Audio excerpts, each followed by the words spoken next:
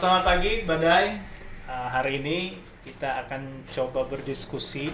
Hari ini kita ditemani oleh Bang Habi, ada Neo juga, dan Sobat Badai mungkin udah nggak asing lagi dengan Bang Miral. Badai. Mungkin hari ini topik yang akan kita bahas mengenai isbat nikah. Kebetulan memang lagi rame ya sekarang. Sedang marak terjadi permohonan isbat nikah, khususnya di Jawa Barat.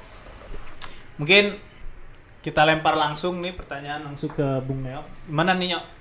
Ya, jadi banyak sebetulnya orang masyarakat awam yang menanyakan, Bang, gimana sih saya udah nikah siri tapi pengen tercatatkan?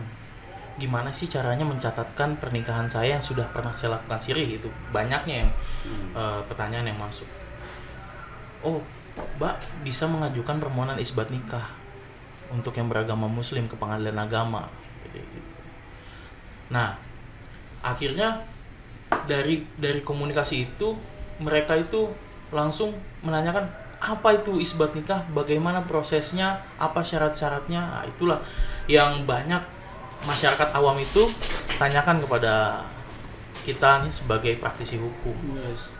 Kita langsung menyederhanakan saja, isbat nikah itu adalah sebuah pengakuan atas hubungan hukum pernikahan tersebut, disahkan melalui apa, otomatis pencatatan. Kita ketahui bahwa tadi nikah sirih biasa contohnya gitu kan, nikah sirih itu pada dasarnya tidak tercatatkan gitu. Nah, dengan isbat nikah itulah diakui dan tercatatkan. Nanti setelah diisbat nikah timbul hak-hak baru yang mempunyai legal standing tentunya. Gitu. Itu secara sederhana.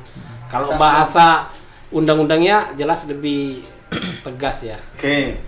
Mungkin berarti sebelum kita bicara tentang isbat nikah, bicara dulu tentang sahnya perkawinan ya. Iya. Sahnya perkawinan.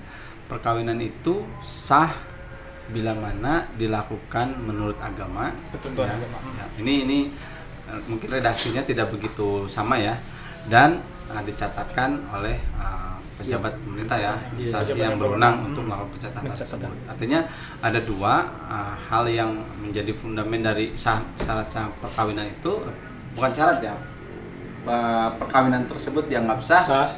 Satu, dilangsungkan berdasarkan agamanya masing-masing. Ya, ini kita belum bicara agama. tentang Agama apa? salah satu agama apa, dan juga dicatatkan. Mungkin kalau sebagai seorang muslim dicatatkan oleh kantor urusan agama, dan kalau untuk yang non muslim dicatatkan di kantor catatan sipil. Nah, itu bicara tentang perkawinan sah menurut undang-undang. Lalu problematikanya apa? Nah, menurut Abang sendiri, berdasarkan pengalaman Abang, itu Pengalaman belum pernah siri. Aduh, pengalaman Abang dalam hal berperkara sebagai profesionalis praktisi Penanganan lawyer, perkara lah ya. itu rata-rata masyarakat umum itu mengajukan isbat nikah untuk apa sih, Bang? Kebanyakan ya, biasanya memang kan isbat nikah itu, ini saya baca nih ya, di pasal 7 kompilasi hukum Islam ya. Isbat nikah ini dapat diajukan ke pengadilan agama terbatas mengenai hal yang berkenaan dengan satu, adanya perkawinan dalam rangka perceraian. Yap. Oke. Lalu hilangnya akta nikah. Iya. Oke. Iya. Lalu adanya keraguan tentang sah atau tidaknya salah satu syarat perkawinan. Ya, syarat sahnya perkawinan kan ada kedua calon mempelai, ada wali, saksi, ijab ada kabul. saksi, ada ijab kabul. Lalu adanya perkawinan yang terjadi sebelum berlakunya Undang-Undang Nomor 1. Jadi mama-mama kita, 174 ya. mama, buyut kita sebelum berlakunya Undang-Undang Nomor 174 sudah melaksanakan pernikahan. Nah, mungkin belum dicatatkan. Nah, itu bisa dilakukan isbat nikah, disahkan pernikahannya. Lalu perkawinan dilakukan oleh mereka yang tidak mempunyai halangan. Nah, halangannya misalkan apa? Halangannya udah punya istri, kan? Nah, Tidak dapat izin. Nikah itu. siri tadi termasuk juga dari Betul. dalam itu ya. Nah, jadi kalau misalnya dilihat satu persatu sebelum menjawab pengalaman yang ada di lapangan ya, yang terjadi saat ini, ada yang perkawinan dalam rangka penyelesaian perceraian. Nah, orang-orang yang nikah siri itu bingung, ya. Karena tadi syarat sahnya perkawinan itu tadi sahnya perkawinan itu dicatatkan ya berdasarkan agama dan dicatatkan gitu. Jadi ketika dua ini tidak terlaksana, tidak tercapai. Nah, ketika mungkin pada saat adem ayem aja mungkin mereka santai-santai aja kan. Okay sudah 5 tahun, 10 tahun siri, timbul konflik. Nah, bagaimana nih mau memutuskannya? Ya, banyak orang mungkin kalau agama ya udah ditalak secara agama udah selesai. Tapi kan tidak semudah itu. Ada akibat-akibat hukum. Contohnya anak. Nah, anak kan seperti apa nanti? Hak kewarisan kan gitu. Bahkan harta bersama, harta yang timbul ya kan pada saat masa walaupun itu bicara tentang siri ya. Nah, biasanya itu mereka melakukan isbat nikah. Ya kan? Melakukan isbat nikah untuk walaupun disahkan aneh ya, disahkan, diisbat, disahkan langsung cerai. Nah, langsung cerai. Nah, memang saya belum pernah dapat case atau pengalaman tentang itu ya, tapi beberapa rekan mengalami itu kan, diisbatkan lalu bercerai, lalu hilangnya akte. Nah, hilangnya akte ini kan akte tidak bisa terbit untuk yang kedua kalinya, ya kan? Nah, akte nikah ini kan penting, ya kan? Untuk bukti otentik lah untuk berbagai keperluan, bahkan kita mau pinjam kredit aja ditanya akte kan, ya sudah menikah apa belum, ditanya akte. Kalau kita KTP-nya udah nikah tapi ternyata nggak ada aktenya, repot juga kan. Satu lagi, keraguan tentang sah atau tidaknya salah satu syarat perkawinan. Misalkan dulu ragu apakah itu bapak kandung apa bukan, misalnya sebagai wali. Betul. Ini istri kita cewek apa cowok? Ya, bisa jadi. Bisa kan? Bisa benar. Betul. Terus dulu kan ada yang si perempuannya itu tidak dihadapkan mungkin kan ya. Nah, ini salah apa enggak dulu? Iya, ada syarat yang ternyata tidak dipenuhi gitu. Ada keraguan lah intinya. Intinya ada keraguan. Lalu adanya perkawinan terjadi sebelum berlakunya Undang-Undang Nomor 1.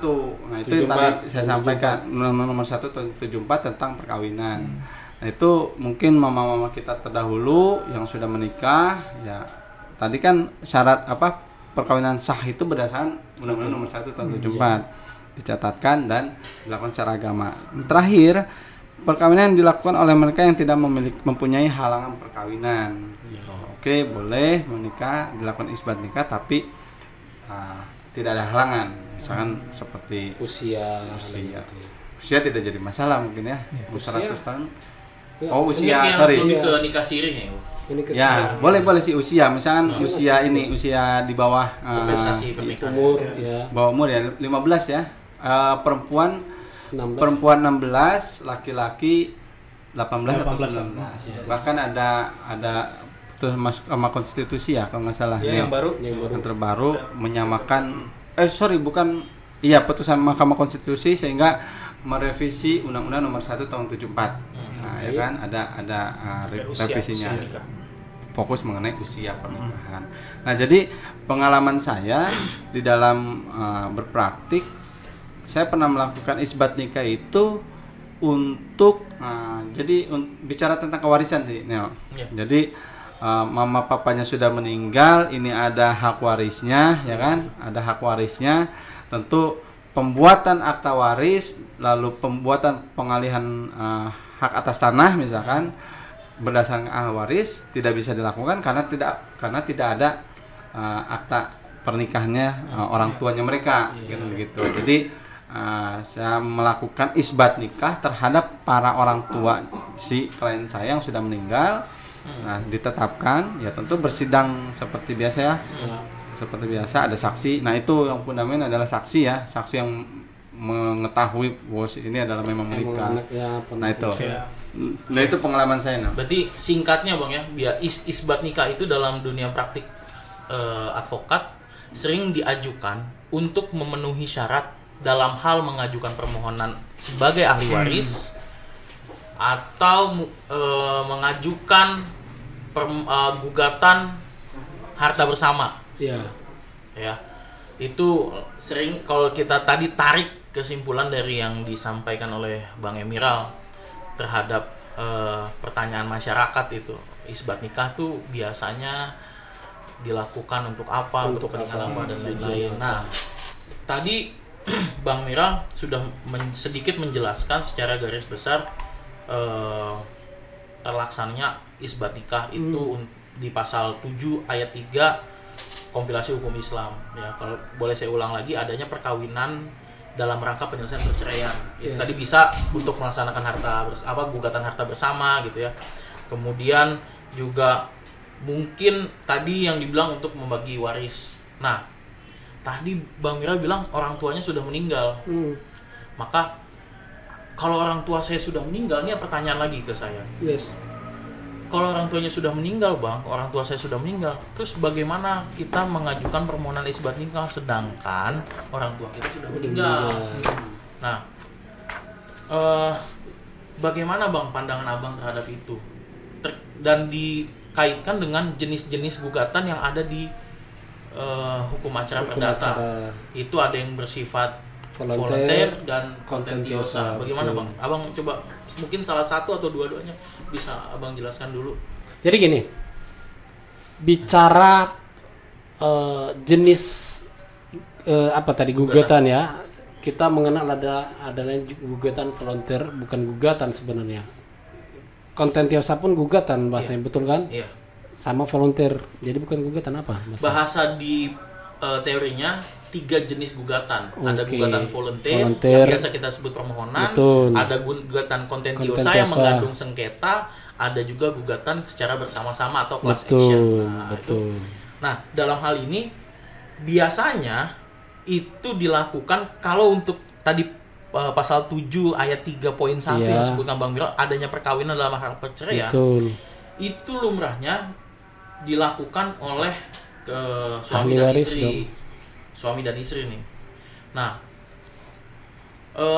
itu ada yang mengandung sengketa karena untuk bercerai, artinya ada pemohon dan termohon. Dan ada juga yang misalnya tadi kita mau ngurus untuk kepentingan anak saya nih Bang nggak punya akta kelahiran, sedangkan saya butuh untuk itu. Gimana Bang caranya supaya anak saya punya akta kelahiran misalnya? Oh, ibu harus mengajukan permohonan isbat nikah. Nah, dalam hal misalnya dia untuk kepentingan mengurus administrasi kepemerintahannya, maka isbat nikah yang dilakukan oleh si ibu ini terhadap suaminya, menurut Abang dari 2 jenis volunteer dan kontentiosa, menurut Abang apa jenis yang mana yang dipakai? Yang mana yang masuk ke dalam kategori mana? Selama aku fokus pada pertanyaan pertama tadi sih sebenarnya, fokus bahwa manakala si orang tua sudah meninggal gitu kan, sifatnya apa? Kita pakai voluntary atau kontentiosa. Manakala tidak ada sengketa antara ahli warisnya, tentu saja kita pakai voluntary, sifatnya permohonan biasa. Tapi ternyata nanti ada sengketa. Nio anak pertama, oh saya harusnya 50%, saya anak bungsu, kamu 20% saja, saya tidak terima itu. Akhirnya kita tempuh jalur kontentiosa gitu. Karena ada 2 pihak nih yang bersilang atau berhadapan sana. Itu mungkin Bang, boleh saya teruskan sedikit. Itu mungkin dalam hal kemudian waris Bang. Tapi ini misalnya untuk isbat nikahnya dulu, mungkin Bang Miral bisa menjelaskan Bang? Enggak, terkait permohonan isbat nikahnya sendiri itu kan sudah diatur di pasal 7 ayat 3 KHI, itu mengatur mengenai permohonan itu bisa diajukan oleh para ahli warisnya atau pihak yang berkepentingan dalam hal ini. Jadi sehingga ketika orang tua sudah meninggal dalam kasus ini, ya itu masih bisa diajukan selagi. Nah, tadi kembali dengan yang Bang Habib bilang, apakah itu menjadi suatu sengketa antar para ahli waris atau tidak? Ketika tidak menjadi sengketa, ya berarti bentuknya kontri. Tapi ketika itu menjadi sengketa, ya berarti menjadi kontentiosa. Baik. Nah, jadi coba koreksi di pasal 7 ayat 4 mungkin ya. Bicara tentang siapa yang berhak untuk mengajukan isbat nikah ini. Di pasal 7 ayat 4 itu yang berhak mengajukan permohonan isbat nikah ialah suami atau istri, anak-anak mereka, wali nikah, dan pihak yang berkepentingan dengan perkawinan itu gitu. Pihak-pihak yang berkepentingan dengan perkawinan itu. Ya, kepentingannya apa biasanya? Tentu kalau misalkan anak kepentingannya waris juga kan. Betul, Lalu suami atau istri tentu kepentingan tentang sah atau sahnya perkawinannya mereka. Ketika mereka masih hidup kan pasti ada produk-produk hukum yang membutuhkan akta nikah ya kan. Atau dalam bentuk ketika dia diajukan isbat nikah nanti penetapan Pengadilan. perkawinannya, penetapan isbat nikah. Lalu pihak yang berkepentingan lainnya ya balik lagi yaitu orang-orang yang punya merasa berkepentingan. Ya tinggal nanti dibuktikan kepentingannya apa, legal standingnya apa kan begitu. Kemarin Bang izin ada pertanyaan dari salah satu klien kita terkait berkepentingan tadi. Nah, pertanyaan saya dalam hal ahli waris itu jelas dong punya hak buat mengajukan isbat nikah. Misalkan orang tuanya udah meninggal dua-duanya, misalkan nikah siri gitu kan. Ini terkait warisan tentunya. Apakah bisa digolongkan sebagai orang yang berkepentingan adalah pihak kreditur yang memberikan utang kepada si orang tua yang telah meninggal ini gitu. Bisakah mengajukan atau tidak ada hubungan sama sekali orang yang berkepentingan ini? Seorang kreditur mengajukan isbat nikah terhadap debiturnya. Ya. Agak unik ya. Agak unik seorang kreditur mengajukan isbat nikah terhadap debiturnya kan begitu. Apakah debiturnya hidup atau tidak hidup? Ya mati debiturnya. Taruhlah dua-duanya meninggal. Berarti akses kepada hartanya maksudnya itu. Akses kepada hartanya. Nah, ketika isbat nikah ini anggaplah legal standingnya masuk nih. Berkepentingan dia karena dia punya piutang terhadap si orang yang meninggal ini, suami istri ini. Dan si orang yang meninggal ini punya harta juga, ya kan? Punya harta juga. Nah, hartanya adalah harta bersama mereka, di antara mereka mau mengakses ke sana. Anggaplah dijadikan disahkan pernikahan si debitur ini, suami istri ini, berarti kan turunannya adalah hak waris terhadap si anak. Ya, hak mewaris terhadap si anak. Aset ini akan menjadi hak warisnya si anak. Relevan enggak? Nah, berarti kan ada gugatan lagi kan? Gugatan lagi terhadap si debitur. Relevan atau tidak? Kita masih menggugat si debitur atau menggugat si ahli waris. Dan di BW bisa nggak menolak? Bisa sekali. Nah, itu bicara runutannya kali ya. Itu kalaupun itu idealnya misalkan diterima isbat nikahnya oleh yang berkepentingan tadi, lalu tapi jadi logis apa enggak kita mau mengakses piutangnya kita dari asetnya si debitur melalui isbat nikah terlebih dahulu. Cukup besar effortnya ya. Gitu. Oke, boleh saya luruskan nggak dulu untuk supaya ini tetap ke rules fokus. Berdasarkan sepengalaman saya di dunia advokat, permohonan isbat nikah ini menjadi voluntary ketika suami dan istri sama-sama mengajukan permohonan ini untuk kepentingannya sendiri. Misalnya untuk taat administrasi di kependudukan, dicatatkan di KUA, kemudian diberikan salinannya kepada catatan sipil, sehingga mereka tadi yang seperti Bang Miral bilang bisa mengurus akta kelahiran anak misalnya. Artinya istri dan suami itu sama-sama sebagai pemohon. Tapi ketika tadi misalnya untuk alasan perceraian, maka ini akan dilakukan secara kontentiosa. Apa sengketanya? Mereka ingin bercerai. Ingin perceraiannya disahkan di pengadilan atau berdasarkan proses di pengadilan. Maka terlebih dahulu isbat nikah dilakukan di mana salah satu pihak menjadi pemohon dan salah satu pihak menjadi termohon. Nah, tadi dalam hal misalnya anak yang ingin mengurus pembagian waris atau penetapan ahli waris, ketika orang tuanya sudah meninggal, maka tidak bisa dilakukan secara volunteer, hanya bisa dilakukan secara kontentiosa. Itu fakta yang terjadi di pengadilan. Sehingga ketika orang tua ini punya dua anak, maka yang satu menjadi pemohon, yang satu menjadi termohon. Untuk apa? Untuk tadi isbat. Kendati antara pemohon dan termohon Tidak ada konflik. Tidak ada konflik. Iya. Tetap kita harus kontentiosa ya. Kontentiosa. Karena apa? Pertimbangannya anak bukanlah orang yang terlibat langsung dalam proses pernikahan itu. Iya. Namun pada proses pembuktian benar tadi yang dibilang Bang Mira tetap sama. Itu siapa yang menikahkan, siapa walinya itu tetap harus ada. Saksi. Kalaupun itu sudah meninggal, minimal pihak keluarga yang dituakan itu bisa menjadi saksi dalam proses. Memberikan keterangan sebagai Ya. saksi ya. Harus ada orang yang melihat, mendengar dan merasakan langsung terjadinya proses perkawinan. Oke, ini Bang, kemarin juga kita ada pertanyaan juga dari klien terkait isbat nikah ini. Ini bagaimana ketika misalkan pengesahan atas ada perkawinan nikah siri, kemudian dia mengajukan isbat nikah ke pengadilan, kemudian dikabulkan permohonan isbat nikah tersebut, ternyata baru diketahui bahwa ternyata si suami ternyata punya istri. Ternyata punya istri. Dan ternyata mereka melakukan perkawinan siri itu tanpa izin dari istri pertama. Bahkan tanpa diketahui oleh istri pertama. Itu bagaimana status penetapan isbat nikah? Penetapan isbat nikahnya mereka apakah menjadi hapus atau seperti apa? Tetap mungkin itu masuk kategori dapat dilakukan pembatalan perkawinan. Pembatalan perkawinan dalam artian tentu ada hal-hal yang mungkin disamarkan atau mungkin dipalsukan, yaitu masuk ke dalam kategori dapat dilakukan pembatalan perkawinan. Artinya tidak menjadi otomatis, ya kan?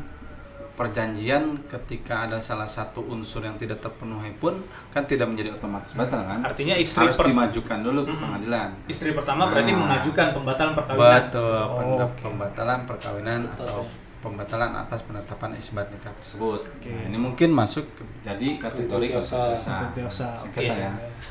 Nah, setelah itu mungkin bisa ditindaklanjuti juga pada suatu hal-hal yang bersifat pidana kan. Apakah sepanjang si para pihak yang pengaju isbat nikah ini ada hal-hal yang asal usul pernikahan. Ada yang menyembunyikan asal usul pernikahan atau mungkin ada satu dokumen yang dipalsukan. Iya, dipalsukan. Nah, artinya sumpah-sumpah merekanya pun ya pada saat pengajuan isbat nikah ketika dia diduga itu adalah sumpah yang palsu atau keterangan palsu, ada juga pasal pidananya. Masuk pidananya gitu ya. Jadi memang pertanyaannya apabila otomatis atau tidak otomatis, tentu tidak. Tapi para pihak yang berkepentingan tetap harus berupaya hukum. Nah, baik secara perdata dalam lingkup pembatalan tadi atau misalkan konteks pidana dalam hal terjadi upaya-upaya pemalsuan surat menyurat, dalam hal upaya-upaya asal usul pernikahan, menyembunyikan asal usul pernikahan, itu ada konteks pidananya. Mungkin demikian. Sedikit aja. Menanggapi lah ya. Sepertinya saya kurang sepakat ketika dikatakan pernikahan siri tanpa persetujuan istri pertama, karena itu tidak masuk dalam kategori rukun nikah.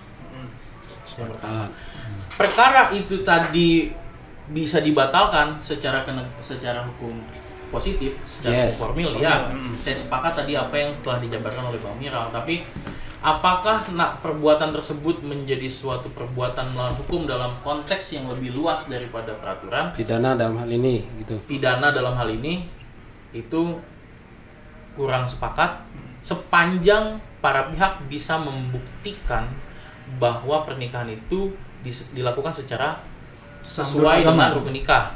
Itu satu. Namun ketika memang terjadi ada pemalsuan dan tadi sumpah palsu yang dilakukan di pengadilan, tentunya kan dia bersumpah bahwa saya tidak sedang dalam pernikahan. Itu dibuktikan dalam permohonan isbat nikahnya. Betul. Tidak salah. Maksudnya yang bersumpah itu adalah para saksi, ya kan, terindikasi mereka kan pada saat mereka memberikan kesaksian mereka kan tentunya disumpah. Nah, terhadap para pihak, bukan sumpah, artinya keterangan-keterangan yang dia majukan, dalil-dalil yang dia majukan terhadap pejabat dan terindikasi palsu atau misalkan mengandung hal-hal yang Bohong. tidak benar, nah itu juga ada Nah, Unsur pidana. unsur pidananya. bisa dimasukkan dalam pasal 297 KUH pidana itu terkait kejahatan dalam perkawinan. Itu aja yang mau saya jelaskan sehingga clear bahwa pernikahan yang dilakukan Tanpa izin. dengan izin rukun nikah secara Islam Meski tanpa izin dari istri pertama itu tetap sah. Jadi tidak bisa dia dibilang sebagai Awas didengar istri. Awas Enggak. didengar istri. Nggak masalah. Sorry. Berbeda. Ayo, enggak apa-apa. Ya, Hebat. ya, ya. Tolong Oke, luruskan. aku pun punya Tolong luruskan dulu. Oke lah, itu biar Bang Beral mentouchnya itu, aku pengen mentouch dalam hal dia PNS, rasa-rasanya ada unsur pidananya. Rasa-rasanya. Iya betul. PNS Nanti sudah coba. udah ada putusan MK Bang. Masa? Boleh dia. Ini- poligami. Udah boleh? Boleh. Nah, berarti aku nggak Aku yang ku tangkap dari yang disampaikan oleh Bung Nel tadi. Jadi ini sah menurut agama. Iya. Karena setelah sesuai dengan hukum syariat Islam perkawinan tersebut, tetapi harus dicatat bahwa di dalam undang-undang perkawinan menyatakan suatu perkawinan itu dianggap sah ketika perkawinan itu dicatatkan oleh pejabat yang berwenang. Iya. Nah, itu dari segi Formil. formil, hukum formilnya. Tapi dari segi agama aku mungkin setuju sepakat ya. perkawinannya Iya. sah. Asalkan dilakukan sesuai dengan rukun Islam. Ya, Karena syarat perkawinan itu ada di rukun-rukunnya kan, di rukun-rukun nikah maksud saya. Oke, ku tegaskan lagi berarti Bung tidak sependapat ada unsur-unsur pidana manakala pernikahan siri tersebut sudah dilakukan dengan secara rukun Islam dan tidak ada Rukun nikah. ya rukun nikah dan tidak ada unsur tadi kebohongan atau menutup-nutupin palsuan. gitu kan. Lain hal dalam hal ketika terjadi kebohongan yang tadi sini kliennya Niko itu tanya mengenai ketika dia ajukan itu ke pengadilan isbat nikah, kemudian terjadi kebohongan-kebohongan atau ditutupi atau dibiaskan. Nah, itu lain hal maksud saya. Yes. tapi dalam segi agama ini juga nggak sih Bang? Artinya kan berarti tanpa persetujuan istri pertama ini kan berarti dia melakukan pembohongan dong Ya. terhadap istri pertama. Sekarang- sedangkan itu Ya. kan ya, bohong dilarang dong Ya. dalam agama gitu loh. Sekarang coba klasifikasikan dulu. Nih, nikah yang sah tadi menurut Undang-Undang 174 Yap. secara agama dan dicatatkan. Ya. Oke, Neo bicara tentang rukun nikah. Ketika rukun nikah itu terpenuhi, baik secara agama atau syarat-syarat perkawinan ini dipenuhi, ya kan? Oke, itu menjadi sah. Ya, Secara agama, Islam, dan pencatatannya pun dapat dilakukan. Itu dalam konteks perkawinannya yang sah. Oke. Lalu selanjutnya ada Nikah yang kedua kali. Ya, terklasifikasi sebagai dapat dicegah perkawinan. Ya, dapat dicegah perkawinan. Di sini kan hal-hal yang dapat dicegah perkawinannya adalah apa? Perkawinan dapat dicegah apabila ada pihak yang tidak memenuhi syarat-syarat untuk melakukan perkawinan. Rukun nikah itu masuknya. Ya. Yes. Ketika syarat ini udah dibedain ya. Ketika mau langsung pernikahan ternyata mau dipaksakan, gitu kan? Ada pihak yang berkepentingan, cegah, nggak jadi. Oke, itu yang kedua. Yang ketiga, klasifikasi yang ketiga adalah pembatalan perkawinan. Ya, pembatalan perkawinan. Batalnya perkawinan. Perkawinan dapat dibatalkan apabila para pihak tidak memenuhi syarat-syarat untuk melangsungkan perkawinan. Syarat-syarat untuk memenuhi melangsungkan. Berarti sudah terjadi pernikahan, ya, sudah terjadi pernikahan, tidak dicegah. Nah, ini udah sudah jalan kan? In progress nih pernikahan nih, ya kan? Dibatalkanlah oleh seseorang. Ketika seseorang itu mengajukan, artinya gugatan konstitusi ya, mengajukan pembatalan, tentu dia akan harus bisa membuktikan. Apa yang dia buktikan? Satu, bahwa saya adalah istri yang sah dari si ini. Ini konteksnya sama ya, apakah itu isbat nikah? Isbat nikah udah keluar penetapan atau perkawinan yang normal lah gitu ya. Tanpa isbat nikah. Kita si istri tersebut, saya adalah istri yang sah. Dia tidak mendapatkan persetujuan dari saya sebagai suami. Ini kita bicara hukum formil ya, Bang? Iya. Nah. Kita kan konteksnya yuridis dong. Yes. Ya, masalah ada akrobat di lapangan itu nggak sependapat kalau bilang akrobat, karena ini fikih Islam yang mengatur rukun nikah. kalau masalah akrobat, apakah misalkan ini tiba-tiba ada tetangga saya misalkan dia siri juga tiba-tiba bisa keluar akte cerai, itu akrobat kan? Ya, ada aturan yang diterabas lah. Konstruksinya ke sana. Ya, kan Oke. kita Berarti bicara tentang berbeda sama rukun nikah yang tadi saya nggak sependapat. ini bicara tentang yuridis formal ya. Oke. Oke. Lalu dicegah pernikahan. Satu misalkan dia tidak mendapat persetujuan dari saya. Contoh misalkan dia sebagai seorang PNS, dia tidak sesuai dengan undang-undang misalkan. Yang harusnya peraturan presiden atau peraturan pemerintah ya. Yang seharusnya dia hanya satu istri. Nah, gitu kan. Berarti ada yang di-create di sana. Nah, di-create itu dipalsukan dan bisa dibuktikan pemalsuannya, itu diharapkan menjadi pembatalan pernikahan. Nah, itu bagi dulu baik isbat atau perkawinan secara normal, lalu pencegahan dan pembatalan perkawinan. Konteks lain dari itu, ya ekses lain dari itu, tanda kutip, dalam hal terjadi perbuatan melawan hukum, ya, ketika dilangsungkan pernikahan, ini 3 klasifikasi tadi ya, ketika dilangsungkan pernikahan, ada sesuatu hal yang dipalsukan, ya kan, KTP kah, ya kan, atau asal usul kah, eksesnya adalah pidana. Ketika itu normal, ketika diajukan isbat nikah, ada sesuatu hal yang dipalsukan juga, asal usul kah, ya kan, atau permohonan dalil-dalil dalam permohonan yang diajukan tidak sesuai dengan fakta atau sesungguhnya kebenaran, nah itu juga ada ekses pidana terhadap saksi pada saat isbat nikah, ya kan. Oh benar dia tidak memiliki istri lagi, oh benar dia memang sudah tinggal secara pernah melakukan siri gitu kan, benar dia bukan seorang PNS misalkan. Nah itu kan si saksi, pidana terhadap si saksi. Nah itu jadi akses dari 3 klasifikasi tadi tentu muatannya tetap ada unsur pidananya dalam hal terjadi ya tadi asal penyembuhan asal usul perkawinan, apakah ada suatu dokumen yang dipalsukan. Nah itu ekses lain, perbuatan melawan hukum yang dapat dipidana gitu. Jadi balik lagi kepada rukun Islam, rukun nikah, ya tentu kan balik 2 syarat tadi secara agama, ya kan, secara agama dan secara formil dicatatkan. Tentu bicara tentang Islam, rukun nikahnya secara Islam. Atau kaidah-kaidah fikihnya ada, misalkan posisi duduk tidak boleh berdempetan, tidak boleh saling karena belum mahram, ya kan? Itu diglobalkan menjadi secara agama, dalam konteks agamanya. Atau misalkan yang Kristiani, ya kan, ada tata cara misalkan ya harus berhadapan dengan pendeta gitu kan, harus ada itu rukun nikah menurut tata cara Kristiani. Lagi-lagi kita globalkan itu adalah menurut agama di dalam pasal 1 ya. Sorry, bukan pasal 1, pasal 2. Perkawinan adalah sah apabila dilakukan menurut hukum masing-masing agamanya.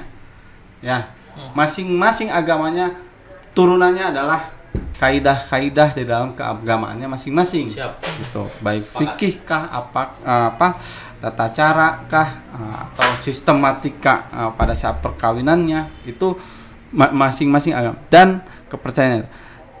Dan tiap-tiap perkawinan dicatat menurut peraturan perundang-undangan yang berlaku. Jadi 2 ini kumulatif ya, tidak boleh salah satu. Itu nih. Menurut Abang begitu? Ya. Oke, siap. Nah, di akhir nih Bang, pertanyaan akhir.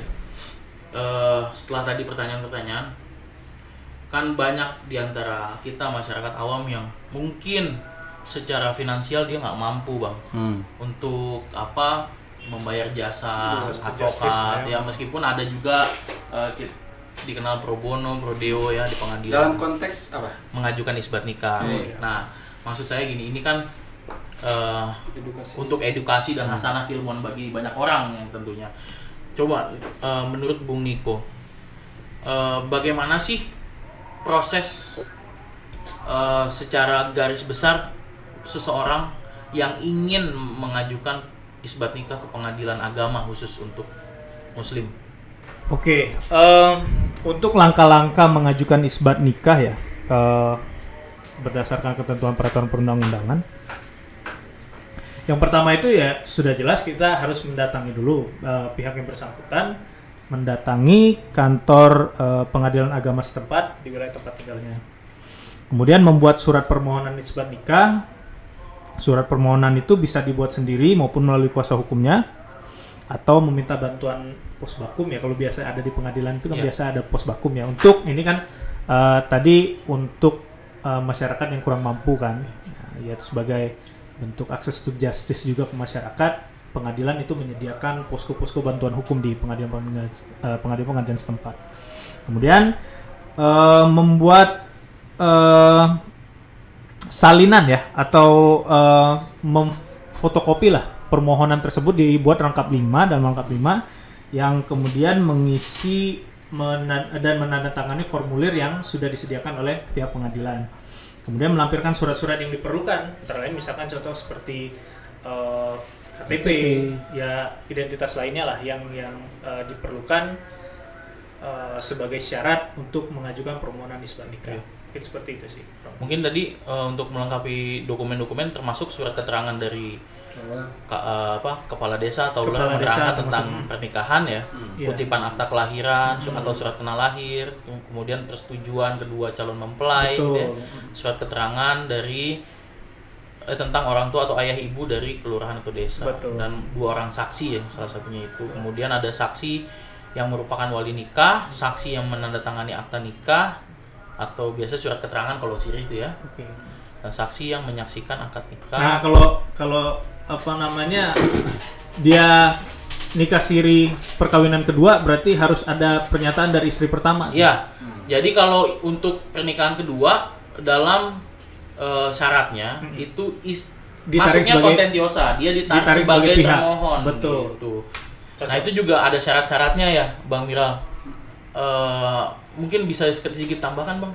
Tadi syaratnya misalnya apakah syarat untuk poligami, berarti kan syarat poligami ya. Berarti ini masuk syarat poligami, mungkin bisa sedikit ditambahkan supaya Ya standar aja sih ya, maksudnya pasal istri itu misalnya apa nggak bisa punya anak atau gimana ya gitu. betul, pasal 4 ayat 2 Undang-Undang Perkawinan, betul ya kalau saya tidak salah, di pasal 4 itu sebentar. Jadi badai semua ini agak sedikit menyimpang. Buat badai, bukan badai ya, buat bapak. Kan badai itu bapak dan ibu. Iya. Buat bapak yang ingin Berpoligami.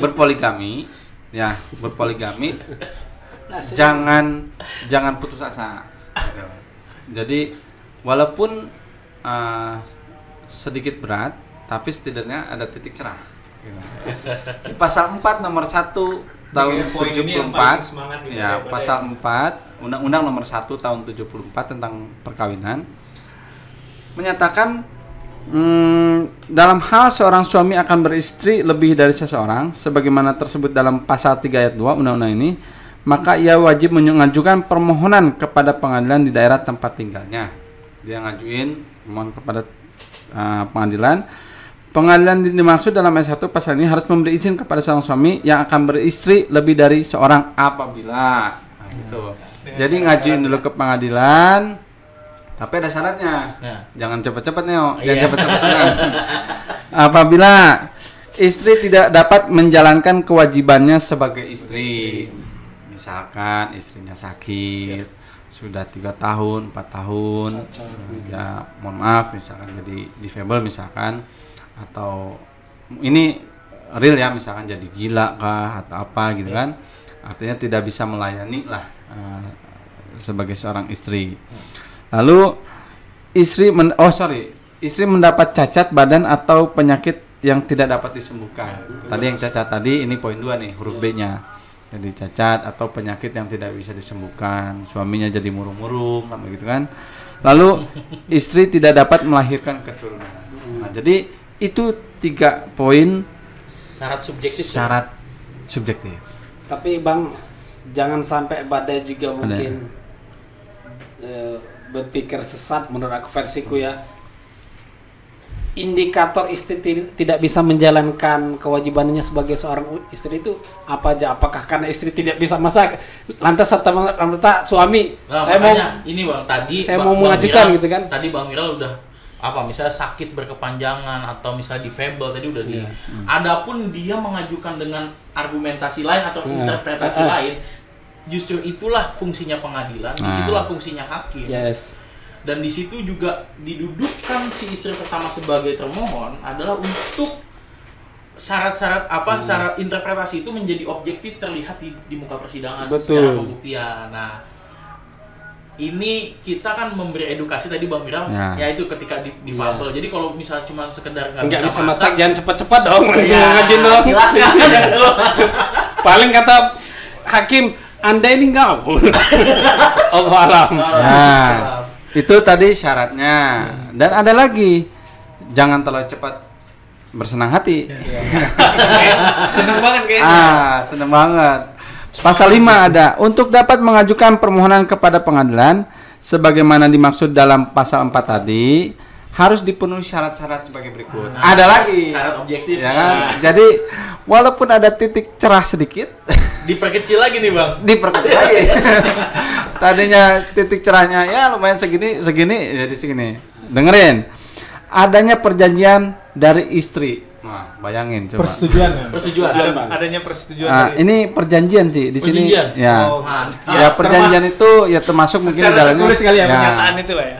Coba bayangin kita nyodorin perjanjian, kita mau. Oke. Lalu yang kedua, adanya kepastian bahwa suami mampu menjamin keperluan hidup istri dan anak-anak mereka. Adanya jaminan bahwa kita atau Neo lah ya. Jangan dong. Kita nggak menutup kemungkinan loh. Kalau makan masih Rebo Jumat jangan lah ya. Menjamin keperluan hidup istri dan anak-anak mereka. Hal yang ketiga, adanya jaminan bahwa suami akan berlaku adil terhadap istri-istri dan anak-anak mereka. Adil ini tidak hanya materi. Nafkah ini tidak hanya lahir, tapi batin juga. Betul. Pendidikan, lalu akhlaknya, pembentukan akhlak, ya kan? Lalu pembentukan keluarga yang memang benar kokoh agar anak-anak dapat berkiprah di masyarakat. Jadi itu teman-teman. Nah, sepertinya ada lagi nih. Perjanjian yang dimaksud dalam pasal ayat 1 ayat 1 huruf A tidak diperlukan bagi suami, tidak mungkin dimintai perjanjian dan tidak dapat menjadi pihak dalam perjanjian. Atau apabila ada kabar istrinya selama kurang-kurang 2 tahun atau karena sebagainya perlu mendapat penilaian dari hakim. Jadi ini penegasan dari pasal 4 pasal 5 ayat 1 huruf A. Jadi bisa dimungkinkan tidak mendapatkan perjanjian bila mana tidak dimungkinkan dimintai perjanjian tersebut. Berarti itu in case-nya mungkin gini Bang ya. Ketika misalnya si A ini punya istri, istrinya sedang terbang, tiba-tiba terbang misalnya ke Manado, tiba-tiba pesawat hilang, tidak diketahui apakah meninggal ataukah hidup, tapi dia sangat mencintai istrinya, tidak mau menceraikan istrinya, hanya untuk menjauhi dari maksiat, akhirnya dia menikah untuk yang kedua kalinya. Cocok. Udah main karena bisa Skenario-nya